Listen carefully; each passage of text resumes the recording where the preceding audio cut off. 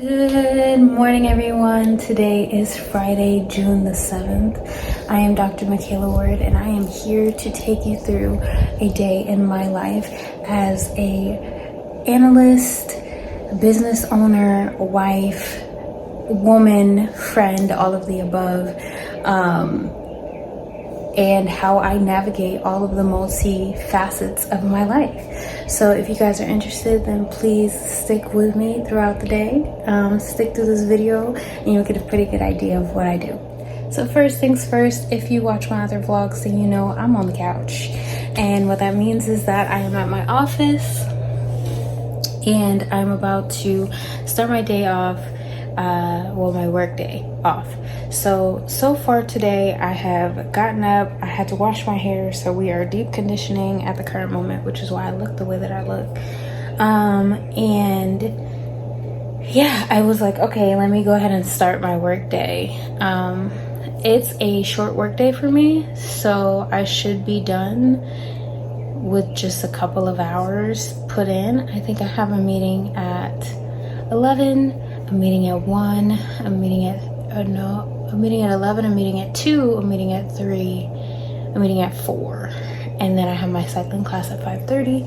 So I'm gonna go ahead and put those things on my schedule for the day. But I also need to fulfill an order for my Shea butter business today. So I need to probably get on that because I need to melt my butters and allow them to set before I can whip them. So that needs to be done probably sooner than later this morning. And then I also need to come up with a plan for the vlog, and as well as my podcast. So I have a podcast. It's called the Kandid Conversations podcast. I have like 2 years worth of episodes in the backlog that I've just never released. And so I'm trying to come up with a plan to just release them. Minimal editing, minimal effort. I have tried the effort route. It didn't work. So now I'm at a point where I'm like, okay, I'm gonna just do it all. Release it in the way that it is, just to get it out of my hands so that it's above me now. You know what I'm saying? And just let God do what he's gonna do. So I'm gonna come up with a plan for that for today. I always start my day off with prayer and planning. So I'm gonna go ahead and hop into that before I do anything else. But I just remember that song being so powerful, and the words go like the bridge says, I will build my life upon your love, for it's a firm foundation. I will put my trust in you alone and not be shaken.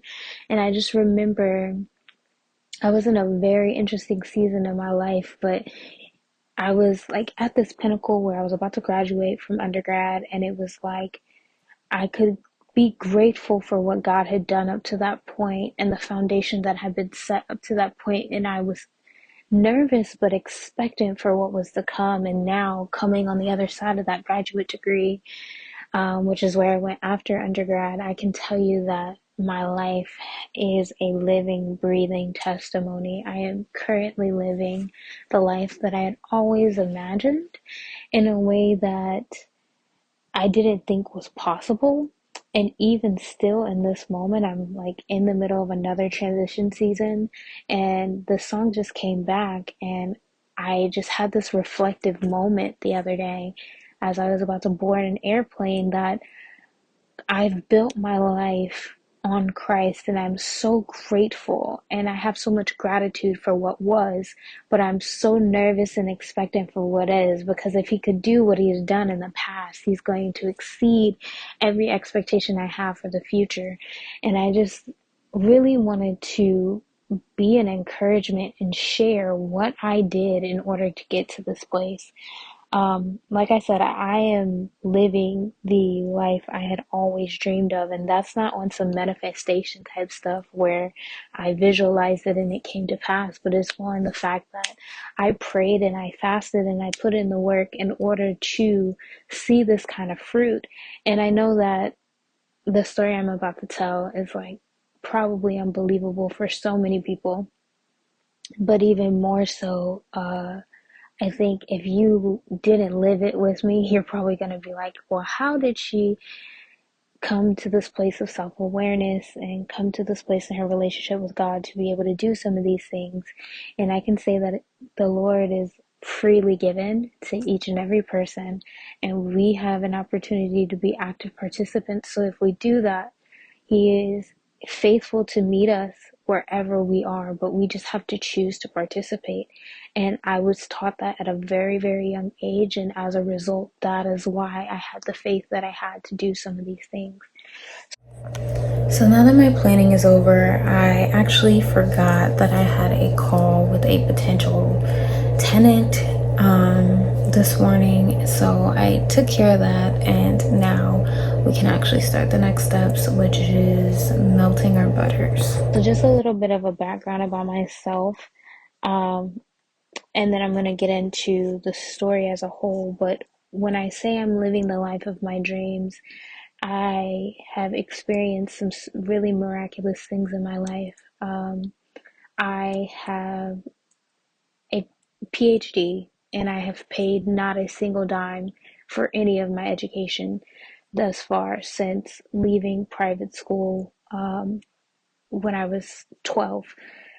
So my parents paid for private so this is school our from setup. ages 2 to 12. These are old containers from previous clients that need to be sanitized. So my mother went the private So what school we do route, and is private we school just wants your money. have So they'll do this whatever is in the best interest of them getting more money. buyback So program kept where they get a significant discount if we don't have to give them new containers. I'll talk about. Then I haven't have paid for a dime my of base education. oils here. I also have been privileged enough I only need one of to these, so I'm actually going to end up putting this one back. Journey. But we have our I've base purchased my oils. first home. I have I'm actually literally gone missing on one. countless trips, This international is trips, domestic our trips. storage I back have lived here. a very full life. I've also just been in a very awesome So we situation can put where you back. I feel fulfilled when I wake up in the morning. I feel like my life has purpose. So we And that need doesn't mean our that my wellness still doesn't 100% struggle in terms of like I still get slightly olive depressed oil, sometimes and avocado anxious and oil, things like that. And just castor like oil. everybody else, when I don't know where God I'm is actually taking gonna me, change specifically for this me, my around a little bit for the weight distribution. where I And don't know where then God we is taking have me, our and I 100% forget where natural shea butter. He's brought me from. But So all in all, it comes in like these I bricks. have lived, and I just took the brick out of the box so that it didn't attract bugs. And so I think that's what that kind of looks like. Of what I'm about to share with you now. So, and then when I was our 12 years old, clean mat for the life here. that God this mat kind of is a collect-all, and I just wash it so after every batch so that 12, as it gets greasy and stuff like that, I can clean it in real time. But also I can pick up some of the depression, things that are left behind on the table, so I'm not constantly with an oily table and stuff like that. Very interesting I bought a new KitchenAid setup for my butters. I've only used it on one batch prior, and it came out beautifully. So 5 or 6 I'm hoping that this works long term, because I don't have the money right now to get like one of those industrial ones. So this is the best I got. And then that's just our mixing bowl. And I'm gonna fill up our mixing bowl with everything we need. Struggle with my Melted in a identity. double Then there's like the boiler, coming of age struggle, and I'll right? put a Where you picture of that don't on know the screen. who you are, who you want to be. And yeah, this is kind of our setup. I'm not going to give you all my piece of the secrets, struggle where but it was like I I did didn't want to show you have kind a of the setup that we I have. was too And then the black nice for new the white storage kids, system not black that I've enough put for the together black kids. has been really, really helpful because it keeps everything nice and organized. Like this is all just containers all of these different for butter, and that at some were point based I will in- have like ingrained an in social inventory norms that we of now like attest a packed lot of them, orders, because which right is now so I exciting pack on for me. demand. So To just see how this next yeah, I'm gonna get that generation has done. said we But don't for have now, to fit into we these are running boxes. But behind. when I was I growing actually up, have a it meeting was for my all of actual it was job, and boxes. so I'm That's gonna just go what we ahead did. and get Everything. If you that didn't fit in a taken box, care of. then people couldn't categorize you, and if you couldn't and all those things. And I just remember getting so much clarity in these sessions where I would just go and brainstorm like, Jesus, it would be nice to have this kind of life, and what does it mean to be successful, and what does it look like to have a fullness of life, and how does that physically look like in terms of, do I want to be like 25 and what does that look like at 25 and all the things. And I just remember having this view of like this young woman who was very accomplished and was financially together and had her own place and her own apartment with some dogs, and like lived this very full and enriching life where she had friends and she had love and she had joy. And I just remember praying for that and standing on that, and from there just developed this, I don't know, catapult of things. And so I just remember like it wasn't something that happened overnight, and I didn't see it for a long time, right? So if from 9 to 12 I was like chronically depressed, I would say that from 12 to 17 it was like this roller coaster where I would go through cycles, and I would be fine, and then something would happen and I wouldn't be fine for a long time, and then I would be fine, and I would keep going through these cycles. And I just remember I was a liar. I would lie like all the time. I really didn't have any fruitful relationships. All of my relationships were either built on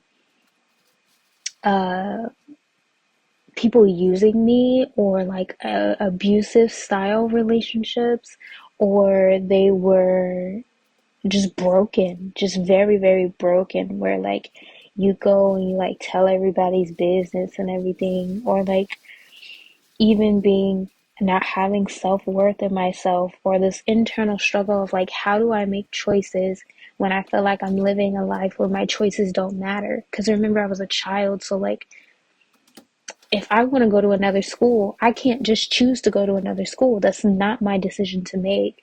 If I feel like I'm being bullied by the individuals in my space, there's nothing I can do about that except for show up every day. You know what I mean? Because if you tell somebody, then you become a snitch. And if you don't tell anybody, then you suffer in silence.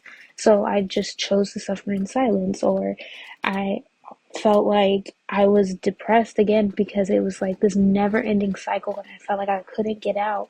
Or I was struggling with like who I was. Like I really just didn't know who I was.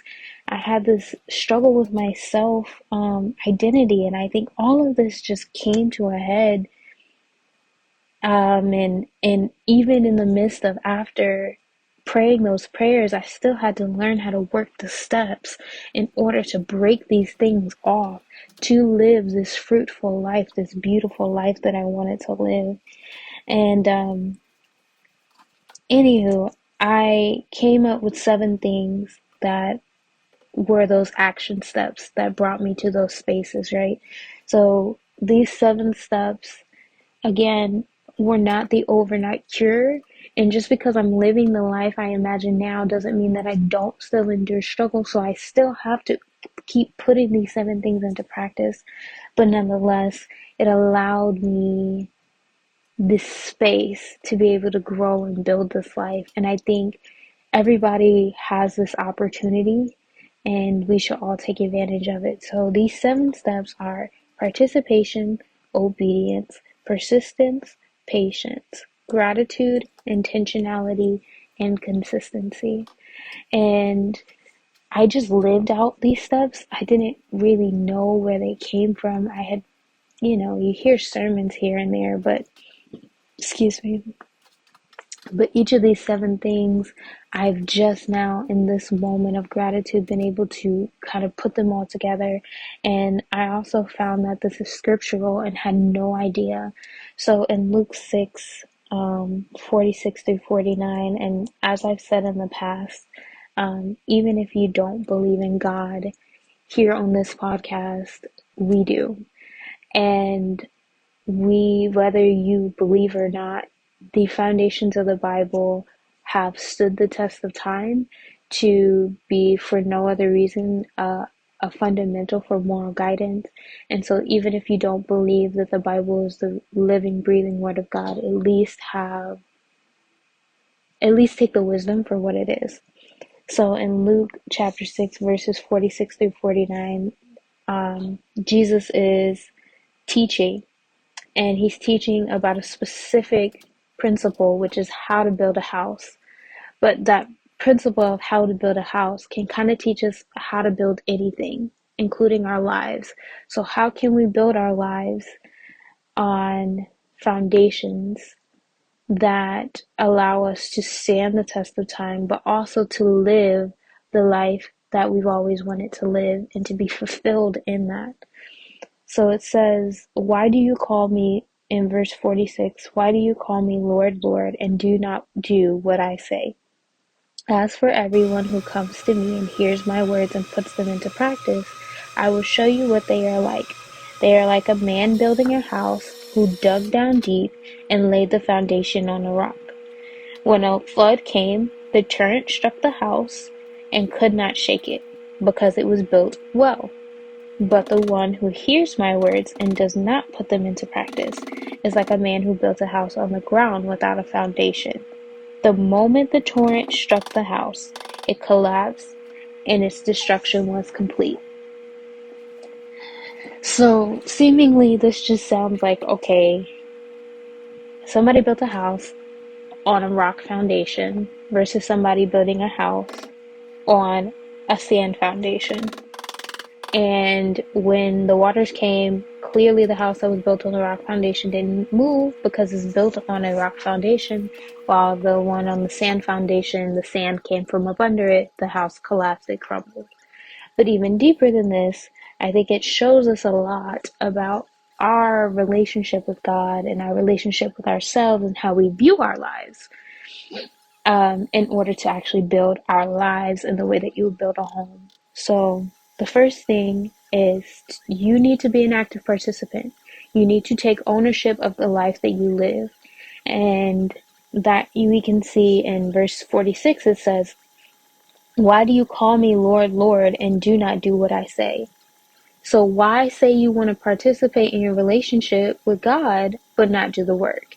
And this podcast is very much so about doing the work, and KandidKayla.com as a whole in 2021 was about doing the work and what it looks like to do the work and how to put the work into practice. But I think I would be remiss to not start by saying, in everything that we do, there's going to be work to be done. And so you can't just have life happen to you. You have to take ownership of the life that you have. And it doesn't matter what that looks like, right? Like I said, when I had first come across this, I was a child, and I felt like every single thing that I did didn't impact the life that I wanted to live, right? Like if I lied, okay, there's no consequence for me lying because I'm a child. I'm just going to get in trouble and then I can move on about my life. But these principles and these foundations that you have, they affect you later on. So if you're a liar, you're going to lie yesterday, you're going to lie today, you're going to lie tomorrow. So you want to stop being a liar so that when it does come time for your choices to affect the consequences of your life, you don't put yourself in a situation where you're being dishonest about the things that matter, or being dishonest at all, to be quite honest. In the same way, I think it takes a certain level of participation to come to God and say, Lord, I want to live a better life. Like that's part of the participation. He says, seek and you will find, ask and it will be given to you. If you don't have the gumption in your soul to ask, then it won't happen. Like he can do all things. He can do anything, but we gotta ask for it. We gotta be a participant in it. Like, yes, he's the Lord of our lives and he is like this great big being that can move stars, create planets, and know your name though. He can know your name. He knows how many hairs are on your head. So he wants to know you intimately. It's not just about the plans that he has for your life, but also about having that active relationship with you, to know you and for you to know him back. So this is what the room looks like for the weekend. It's as close to being clean as I can get it right now because I am late.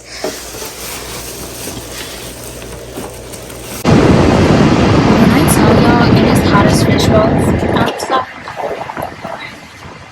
like it is summertime, it is in full effect, and I just don't know how to feel. Like, oh my god, whew, man. So made it to the car, and I'm gonna make it to my psyche class on time, thank God. But man, today has been a day. When I tell you, running around all day, like meetings on meetings on meetings on meetings. Never got my emails and stuff done because the butter shea butter like situation wasn't working, and I forgot about the call with the potential tenant, which kind of pushed me back a little bit. So it's great. It's awesome. We thank God for the provisions of the Lord, because I had not one but 2 calls today. One during my lunch, which is why I could not record the lunch, and then one during baby. I agree, Joe. One during my lunch, and that's why I didn't record my lunch, because I was talking with a potential client, or not client, potential tenant, to take on the lease after one of my tenants is moving out in like 2 months. So I want turnover right away, okay? If he's out on the 15th, I want my new guy moving in on the 16th, okay? Or gal, whoever, new person moving on the 16th. So yeah, I'm really praying it's a good fit. I had a call with 2 different people. I'm praying that either one comes and that it's a good fit, and that they're not crazy or anything, and that they don't treat my house disrespectfully and stuff, and that they get along with the existing tenants. So yeah, it's a good little situation that we're in right now as it pertains to that. So anyway, this time in the car is for chatting. So I want to chat with y'all about how I'm just trying to upgrade my life. Like, as you saw, today was a really hectic day, and I look really, really crazy, like, because I washed my hair this morning and all the things. But sometimes you just have to do what you have to do in order to get yourself to the next level, and that's exactly where I am in this season of my life. I really want to elevate. I want to grow. I want to progress. I want to move into a new space and a new version of myself. If you haven't watched the previous vlogs, I recently lost my baby brother at the age of 20, about 6 weeks ago, and it has really turned my life upside down and made me realize that the life that I'm living, I don't want to live. I want to live a life that's in obedience and in accordance to what God has for me, and I want it to be full and fulfilling, even if it doesn't necessarily feel good. And what I realized was that the Lord took my brother, and my brother had fulfilled all that God had for him. And even in that, like, my brother died at the age of 20, but he had a really, really, really good life.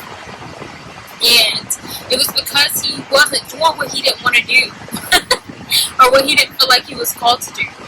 He was not into fluff at all whatsoever. And now that this has happened, it gives you a lot of vantage. At least for me, it's given me a lot of vantage to see, like, oh no, like, I have started to allow the fluff to consume my life, and it has deterred me from reaching the goals that I want to reach and doing the things that I want to do.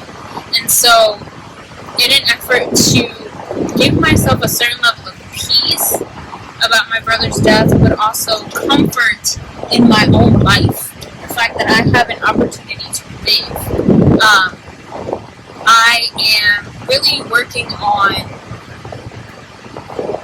living life, like completely living it. I go through these ebbs and flows and seasons in my life, but I really believe, like, I have just been attacked and going through it for the last, like, 3 years or so, due to a multitude of things. But in the midst of that process, I have just had to realize that, like, it's my choice to live, and I'm choosing to live.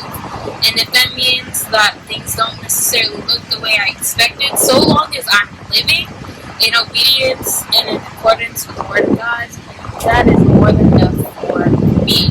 So, with that being said, I have been listening to all types of self-help things, as well as reading my word.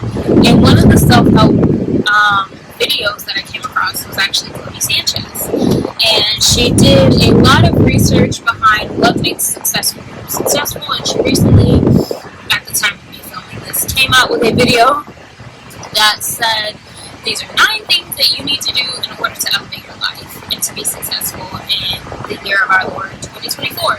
And so I was like, okay, Holy Spirit, like, I just connected with the content. Not saying I'm going to live my life around it, but an example of how I plan on implementing similar things to this into my life is as evidence of this video.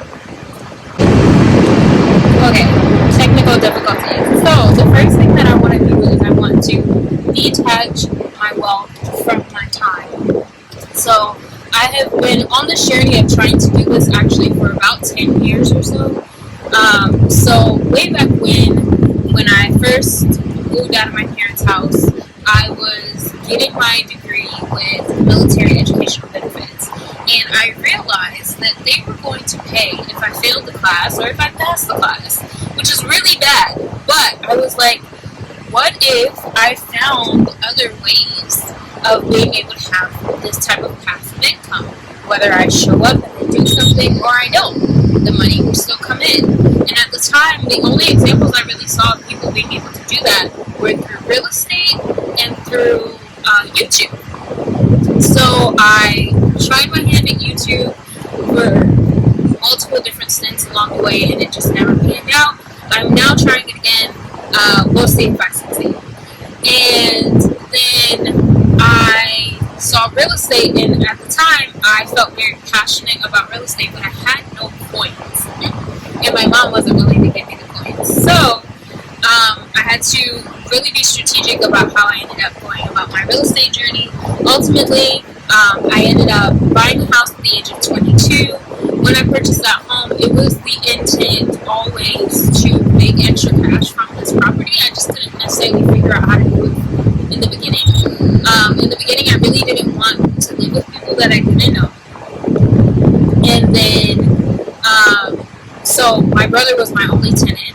And because he was my brother, I felt bad about charging him market value for the room, so I wasn't making a profit on the house. I was essentially attempting to house hack, but wasn't a very good house hacker. Over the course of the next 4 years or so, I was finally able to get to a point where my overall expenses for my home coming out of my pocket were about $500 a month, which was very, very helpful when you're a broke grad student, broke in quotation marks grad student. Cool. So did all of that. Then I was like, okay, this isn't necessarily enough. Once I got into like working a big girl job, this little bit of money is not enough to cover my living expenses, and I don't necessarily have enough money on the side to purchase another rental property at this time. So I recently,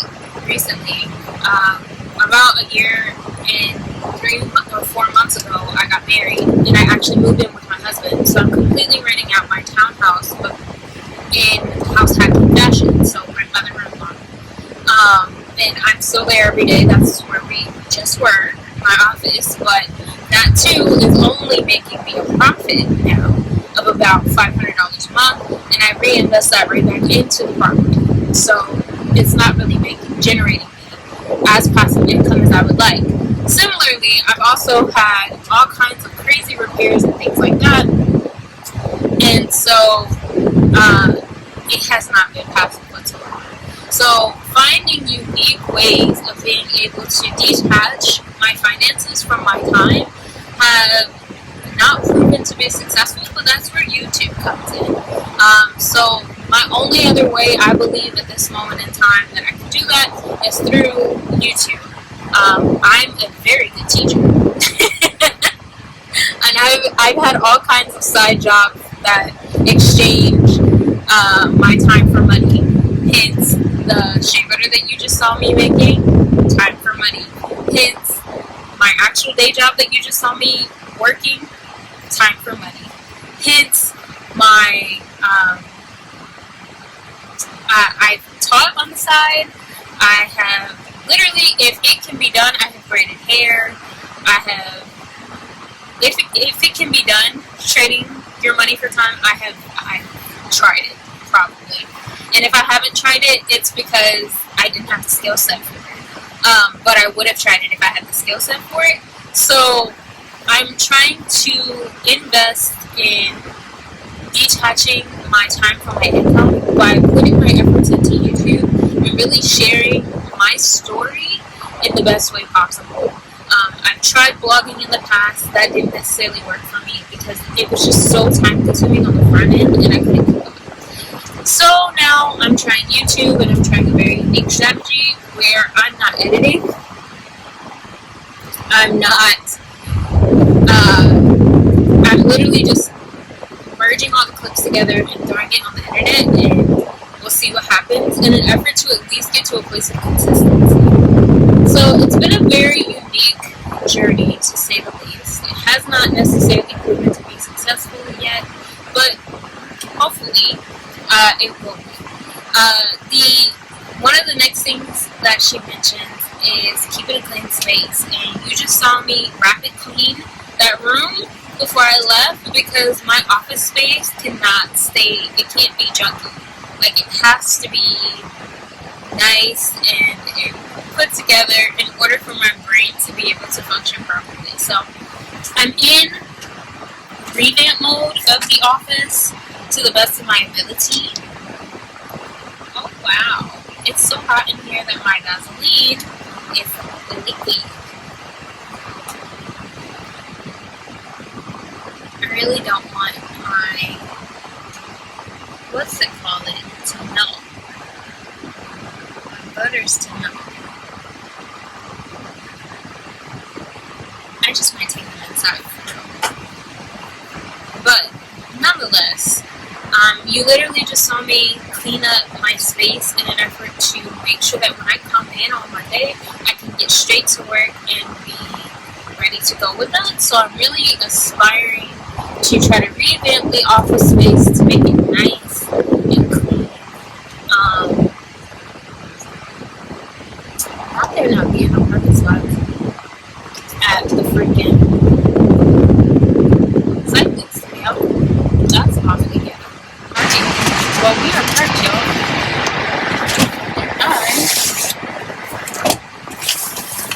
Let us say, put that in.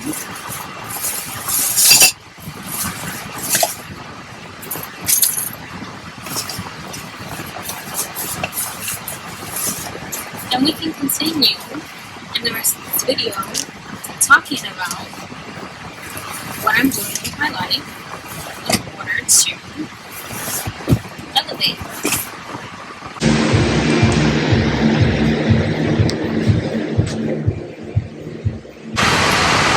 Alright, so I have officially finished my cycling class.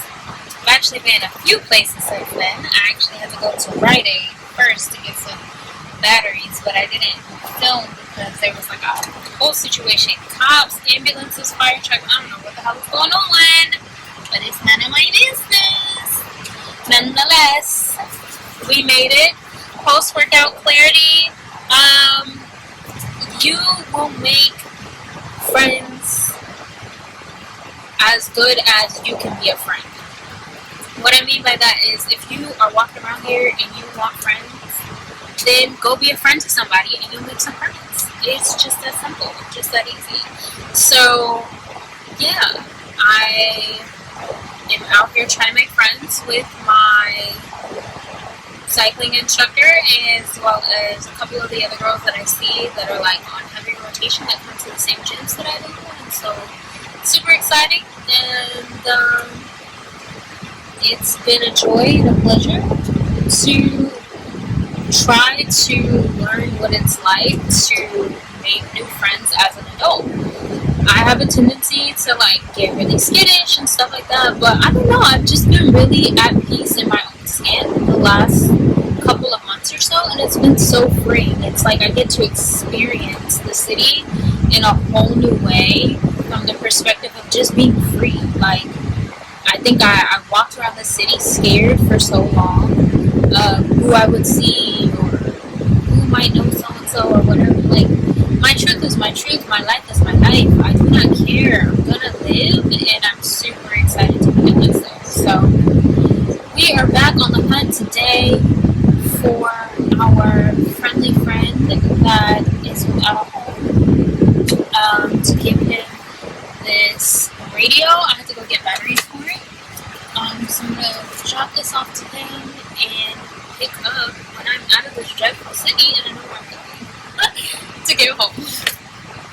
Like a house who dug deep and laid the foundation on rock. And I think it's the patience of us digging that allows us to build the firm foundation, right? It allows us to not only get to that space of foundation, because I think sometimes we have so much other fluff in our life that we got to chisel through the fluff to get to the good foundation. Like, I think we have so many things that kind of make us dirty or stain us or inhibit us from being able to see God for who He is. Like abuse and the way that we see ourselves in the world. And let's say your dad left or your mom didn't like you or whatever it is for you. Like, all those things inhibit us from being able to see God as the beautiful foundation by which we could place anything and it will hold, it will last forever, because we've had people disappoint us when it comes to time. Time didn't heal our wounds, it just compacted the dirt on top of our foundation. And we got to get to a space where we're digging up that ground, digging up the dirt off our foundation so that we can get to a rock solid foundation. A foundation that is built on purpose and love so that we feel fulfilled, so we enjoy the fulfillment that comes with that. But it's this patience piece that is so key. The next thing I had to learn was gratitude. It says at the end of verse 48, when the flood came, the torrent struck the rock when the flood came, the torrent struck that house, but could not shake it, because it was well built. Okay, so the flood and the torrent in this case is the things that come with life. It's being triggered by that same dirt I was just talking about, having triggers that remind us of the dirt that was on top of us, that was on top of our foundation. It is the things that come out of nowhere and they try to knock us off our balance. It's the things that sweep us off our feet sometimes and cause us to kind of forget what our foundation is and that our foundation is strong. But gratitude is what allows our house not to be shaken. It's when we remember, right? So like I said, the first time I ever journaled, and I really believe the first time I had ever felt that I was truly happy, was in April of 2015. And I wrote it, and I wrote this beautiful journal entry about it. And I was like, for the first time in my entire life, I think I feel happy. Not joy, not, contentment, but truly happy. Like, I could look around, and even though I wasn't in the space where I knew I was going, I felt like God I was living out my dreams in that moment, even though the dream wasn't complete. So I've officially finished off my day. I am about to hop in the shower and go to bed. But thank you guys for hanging out with me. It was a pretty busy day.